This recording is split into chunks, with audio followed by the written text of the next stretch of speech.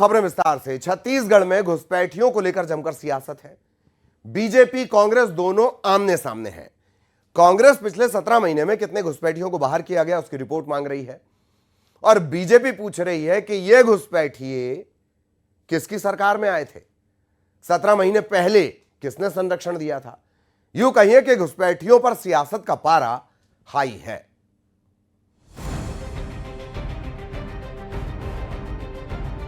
पिछले कुछ महीनों में छत्तीसगढ़ में ताबड़तोड़ घुसपैठियों पर कार्रवाई हो रही है। बीते दिन भी 2 बांग्लादेशी पति पत्नी गिरफ्तार किए गए थे।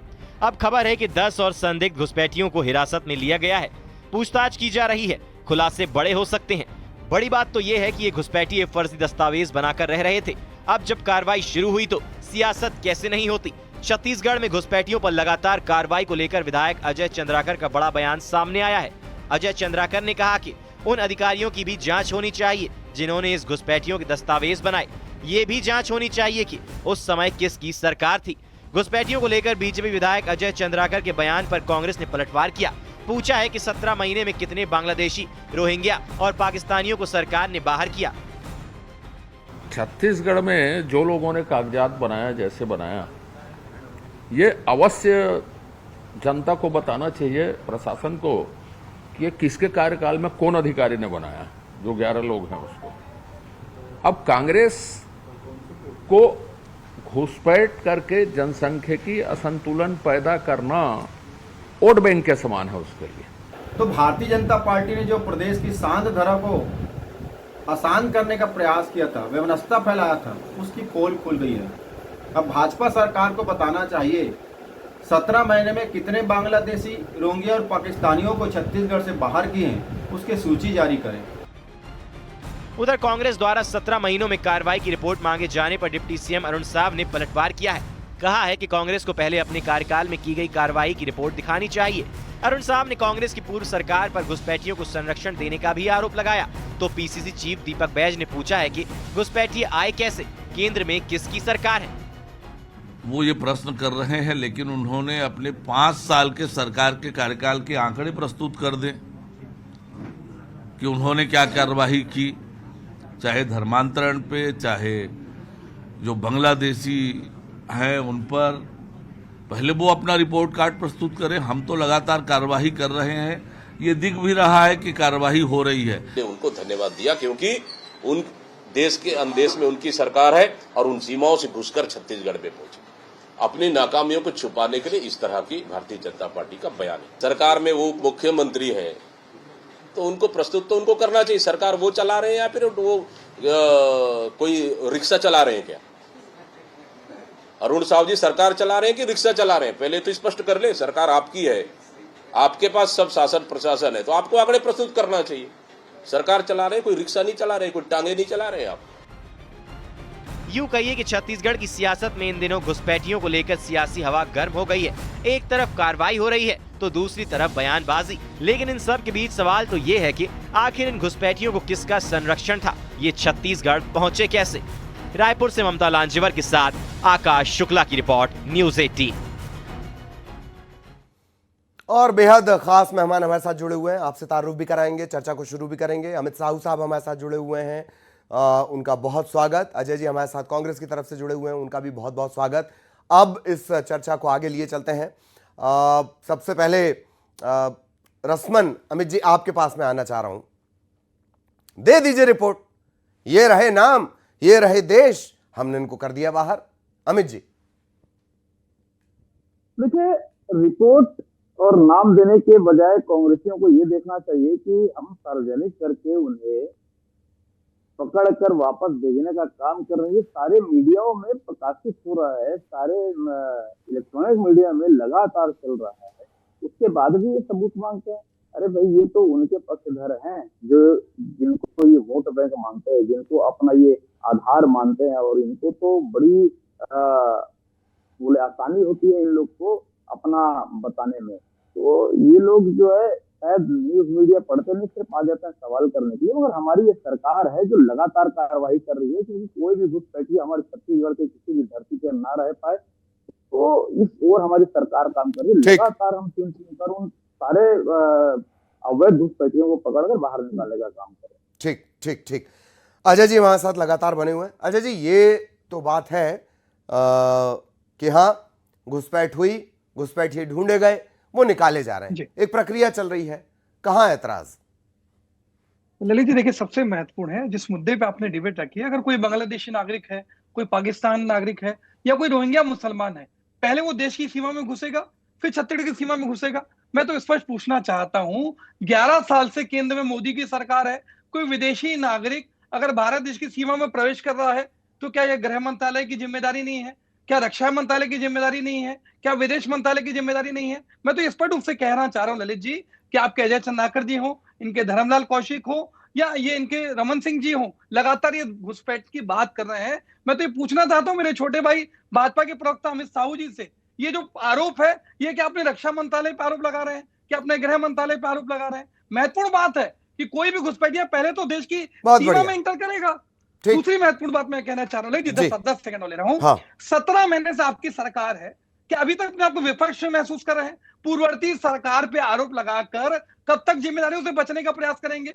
माननीय विधानसभा में इन्होंने स्पष्ट रूप से कहा कि लगातार रोहिंग्या मुसलमान, बांग्लादेशी नागरिक आ रहे हैं। मैं तो खुली चुनौती दे रहा हूं कि आप जो राजनीति करने का प्रयास कर रहे हैं, कभी घुसपैठियों के नाम पे, कभी हिंदुत्व के नाम पे, कभी प्रभु श्री राम के नाम पे, कभी धर्म के नाम पर, आखिर कब तक वोटों के दूसरा पॉइंट आपका यही है, आरोप हम लगाएंगे, आंकड़े नहीं बताएंगे। ठीक है अमित जी, जवाब प्लीज। एंट्री के लिए जिम्मेदार कौन?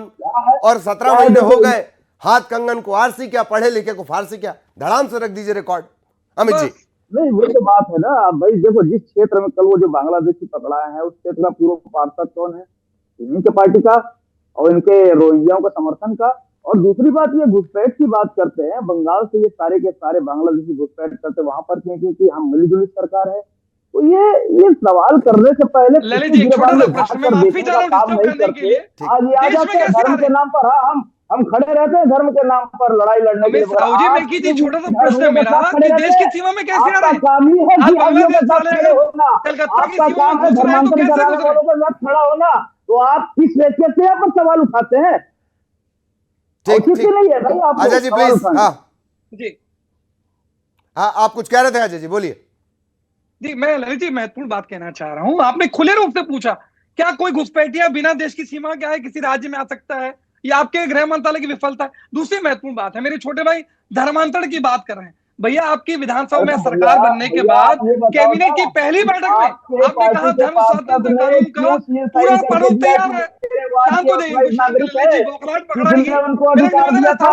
जाइए। आपके पार्टी के पार्षद ने क्यों सील साइन करके मेरा निवेदन अपनी बारी में बात करिए। मैं डिस्टर्ब करूंगा, अच्छा नहीं लगेगा आपको।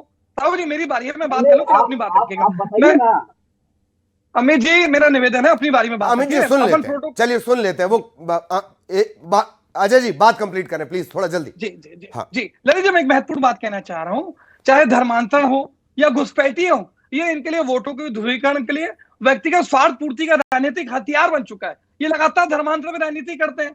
17 महीने आपकी सरकार को हो चुके हैं। कैबिनेट की पहली बैठक में आपने कहा था कि धर्म स्वतंत्र कानून का प्रारूप तैयार है, क्यों 17 महीने से लागू नहीं करते? माननीय सुप्रीम कोर्ट ने केंद्र सरकार से कहा कि भैया धर्मांतरण के खिलाफ कड़े कानून बनाइए, पूरे देश में लागू करिए, छत्तीसगढ़ में ऑटोमेटिक लागू हो जाएगा। लेकिन इनको धर्मांतरण पे राजनीति करनी है, रोहिंग्या मुसलमान पे राजनीति करनी है। ये भारतीय जनता पार्टी का मूल चरित्र है कि व्यक्तिगत स्वार्थ के लिए कभी हिंदुत्व के नाम पे, कभी प्रभु श्री राम के नाम पे। आपने वोट बैंक का जिक्र किया था अजय जी। डेमोग्राफी चेंज एक फैक्ट है, पश्चिम बंगाल के लिहाज से बता रहा हूं, मैं सिर्फ बता रहा हूं जी। नहीं, अब अमित जी से जवाब लेंगे। अमित जी पहली 17 महीने हो गए, शुरुआत में ही आपने कह दिया था धर्म स्वातंत्र से जुड़ा हुआ कानून लाएंगे। कहां अटक गया वो मामला, कहां देरी हो रही है, यही पूछ रहे हैं, बताइए। देखिए, हम तो ला ही रहे हैं, लगातार धर्मांतरण कराने वालों के खिलाफ भी कार्रवाई कर ही रहे हैं। इनकी सरकार की जब हम विपक्ष में थे, हम जब आंदोलन करते थे, ये सवाल करते थे कि आप एफआईआर कराइए थाने में एफआईआर नहीं लिखी पुलिस।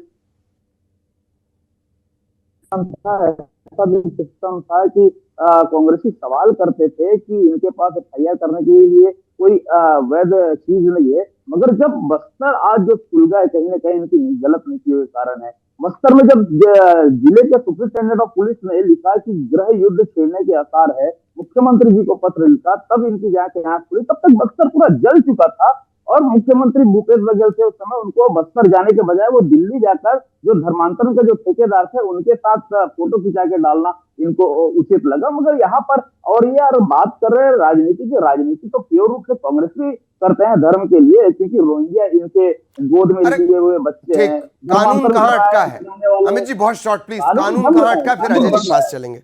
कानून बन रहा है ललित जी। देखो, हमने गौहत्या के खिलाफ भी कड़े कानून ले आए हैं, धर्मांतरण के खिलाफ भी कड़े कानून जो है बन रहे हैं, ताकि कोई भी यहाँ पर हिंदू समाज का कोई भी व्यक्ति धर्मांतरित ना हो पाए। इसलिए हम कड़ी से कड़ी कानून बना रहे हैं। अजय जी प्लीज, ठीक, अजय जी प्लीज। ललित जी, आपने खुले रूप से मेरे मित्र से पूछा कि 17 महीने से आपकी सरकार है, अगर आपकी नियत नीति मंशा धर्मांतरण को रोकने के लिए है, आप कड़े कानून क्यों नहीं बनाते?